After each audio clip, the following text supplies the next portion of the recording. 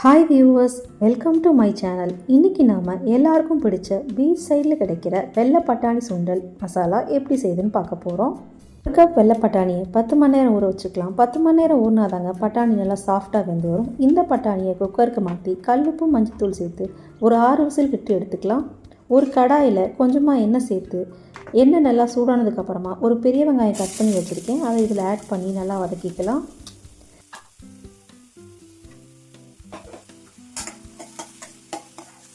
வெங்காயம் நல்லா வதங்கினதுக்கப்புறமா ஒரு பெரிய சைஸ் தக்காளியை இது கூட சேர்த்து வதக்கிக்கலாம்.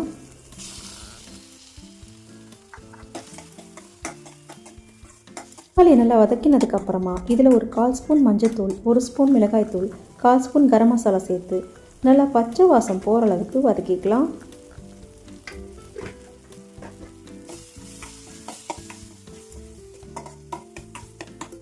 இது கூடவே 1 ஸ்பூன் அளவுக்கு மல்லித்தூள், 1/4 ஸ்பூன் அளவுக்கு சீரகத்தூள், 1/4 ஸ்பூன் அளவுக்கு காஷ்மீரி மிளகாய்த்தூள் சேர்த்து வதக்கிக்கலாம்.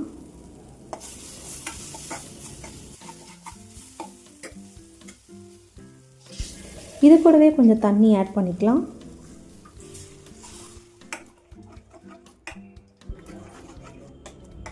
ஒரு கொதி வந்தோடனே நம்ம வேக வச்சிருக்க பட்டாணியை இது கூட சேர்த்துடலாம்.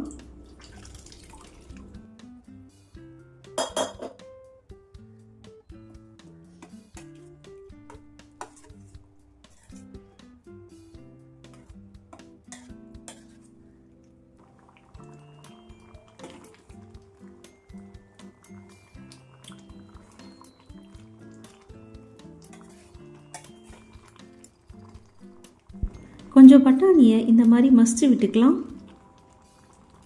அவ்வளோதாங்க, பட்டாணி மசாலா இப்போ ரெடி ஆகிடுச்சு. வெங்காயமும் கொத்தமல்லியும் பொடி பொடியாக கட் பண்ணி வச்சுருக்கேன். இது கூடவே கேரட்டை திருகி வச்சுருக்கேன்.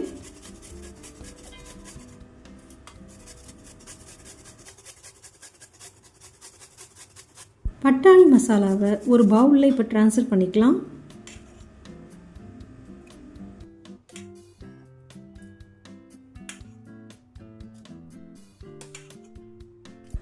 பட்டாணி மசாலா மேலே நம்ம கட் பண்ணி வச்சுருக்க வெங்காயத்தை இந்த மாதிரி பரவலாக தூவிக்கலாம்.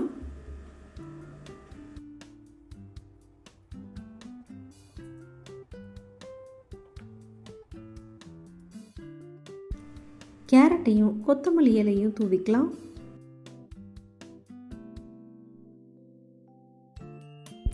இப்போ இது எல்லாத்தையும் மிக்ஸ் பண்ணி சாப்பிட்றப்ப டேஸ்ட்டு அல்டிமேட்டாக இருக்குங்க.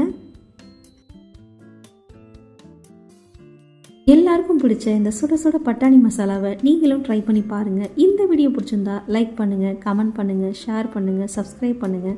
மறக்காமல் சைடில் இருக்க பெல் ஐக்கானை ப்ரெஸ் பண்ணுங்கள். உங்களோட சப்போர்ட்டை எனக்கு தொடர்ந்து கொடுங்க. மீண்டும் இன்னொரு வீடியோவில் நம்ம சந்திக்கலாம்.